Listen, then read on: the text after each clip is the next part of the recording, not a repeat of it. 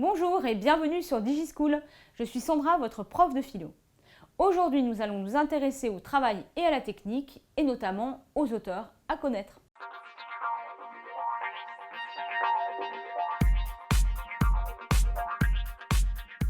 Platon réutilise ou développe ce qu'il appelle le mythe de Prométhée. Qu'est-ce que le mythe de Prométhée? Eh bien, les dieux ont distribué l'ensemble des compétences aux créatures vivant sur Terre. Mais lorsqu'il s'agit des dieux, eh bien, ils ont oublié de leur en garder. Donc l'homme se trouve dépossédé de toute compétence et de tout savoir-faire. Prométhée, pour rectifier cette erreur, va voler le feu aux dieux et ce feu sera la métaphore de la technique.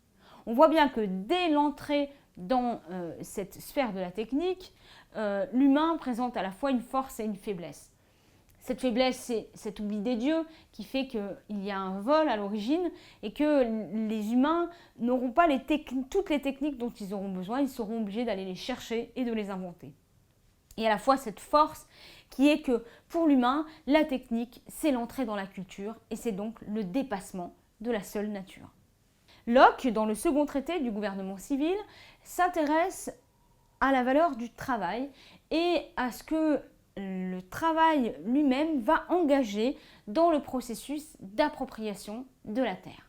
Il va se demander, ou en tout cas il va poser au départ ce donné commun qui est la terre, et il va se dire comment à un moment donné on peut légitimement s'approprier une petite partie de cette terre.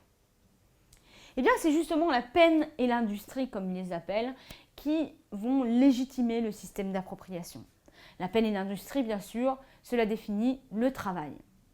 En travaillant la terre et en la rendant plus productive, en permettant de lui faire produire du blé, par exemple, qui fera la farine et le pain éventuellement, eh bien, on aura extrait une richesse de ce donné commun et dans ce cas-là, on pourra légitimement se l'approprier. Il y aura ensuite dans l'appropriation évidemment des surplus qui vont faire que si l'on a plus que ce dont on a besoin, on va pouvoir rentrer dans un système d'échange et avec la monnaie, l'appropriation pourra aller au-delà du simple besoin de la personne. Tant que ce qu'on a produit, on peut l'échanger sur un marché.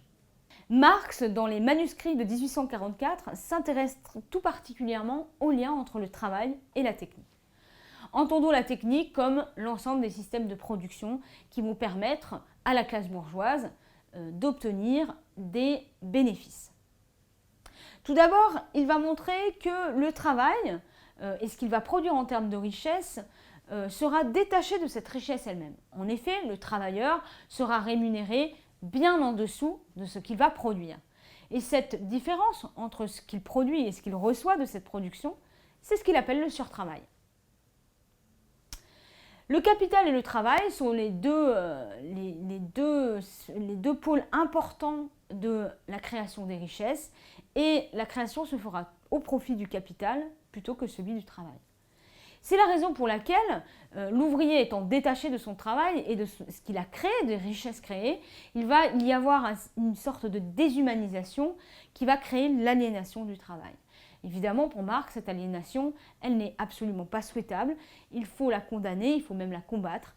Et c'est pour cela qu'il invite un soulèvement des classes travailleuses, c'est-à-dire du prolétariat. Bergson, dans l'évolution créatrice, s'interroge plus particulièrement sur ce processus de production, justement, des outils. Pour lui, l'homme est particulièrement défini par le fait qu'il soit homo faber, c'est-à-dire un homme fabricant, celui de l'outil. Et cette dimension, elle se retrouve dans la distinction que fait Bergson, de manière très régulière dans son œuvre, entre l'instinct et l'intelligence. Justement, en écho au mythe de Prométhée, on pourrait dire que l'homme a perdu quelque chose de son instinct, de ce qui pourrait lui permettre d'évoluer instinctivement dans le monde, puisqu'il l'a, il ne l'a pas perdu totalement, mais son intelligence peut y pallier en inventant de nouveaux outils et de nouvelles techniques. Et ces outils et ces nouvelles techniques, c'est ce qui va définir l'entrée dans la culture. L'intelligence, pour Bergson, c'est justement cette faculté de fabriquer des objets artificiels, donc d'être dans le monde de la culture, et en particulier des outils à faire des outils, et d'en varier indéfiniment la fabrication. Il y a donc, grâce à l'intelligence, une capacité à fabriquer indéfiniment de la technique, et une technique de plus en plus précise.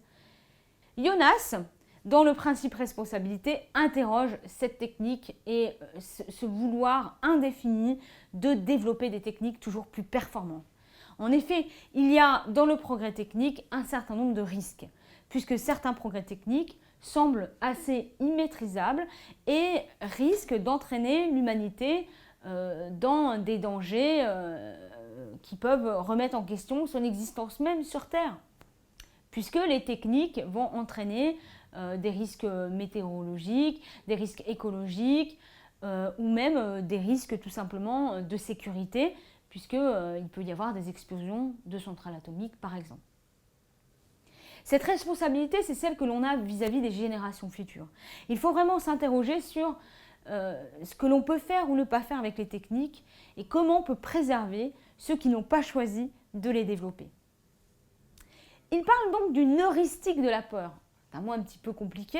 Heuristique, ça veut dire quelque chose qui est bon, qui a une bonne fin, qui nous permet d'atteindre notre fin de manière joyeuse.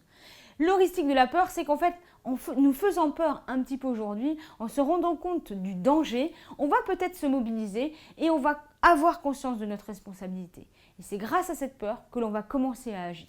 Il faut donc faire attention aux techniques que nous déployons selon Jonas, et notamment les techniques du vivant. Et puis, avec cette peur, nous empêcher de faire ce qui serait irréversible et irréparable. J'espère que cette vidéo vous aura été utile. N'hésitez pas à regarder les autres vidéos et à bientôt sur DigiSchool.